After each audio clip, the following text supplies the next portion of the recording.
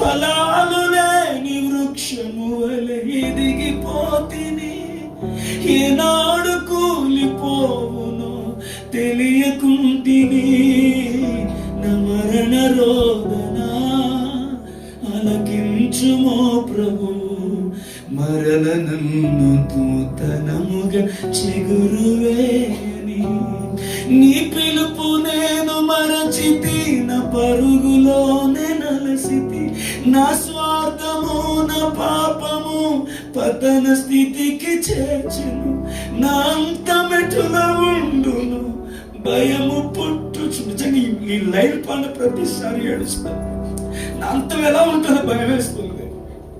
అంటే ఎప్పుడు చచ్చిపోతున్నాను కాదు, ఆయన మహిమ కొరకు కొంతకాలమైన బతకకుండా చనిపోతానేమో. రేపు బ్రతుకుతామో లేదో తెలియదు, ఈ రాత్రి బతుకుంటామో లేదో తెలియదు.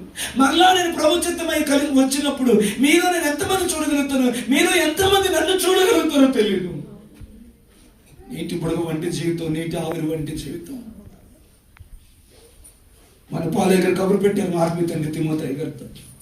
అయ్యగారు రమ్మన్నారని వచ్చానంటే చూడాలనిపించింది నాన్న, మళ్ళీ నేను చూస్తానో లేదో కదా.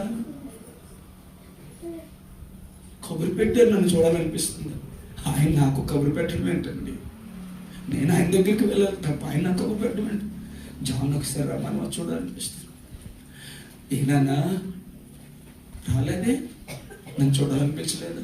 అరే చిన్నపిల్లలాగా ఆయన అడుగుతుంటే కన్నీళ్ళు వచ్చి చేతులు పట్టుకుని లేదయ్యా పిల్లలు తవ్వట్లేదు, ఇలా మీటింగ్స్కి వెళ్ళాను, అందుకని వద్దామనుకుంటున్నాను, మీకు ఆరోగ్యం బాగోలేదని రాలేకపోయాను గారు. ఆయన దగ్గర మోకళ్ళేసి ప్రార్థన చేయించుకుంటే దగ్గర తీసుకొని ముద్దు పెట్టుకున్నారు. మళ్ళీ నేను చూస్తాను లేదా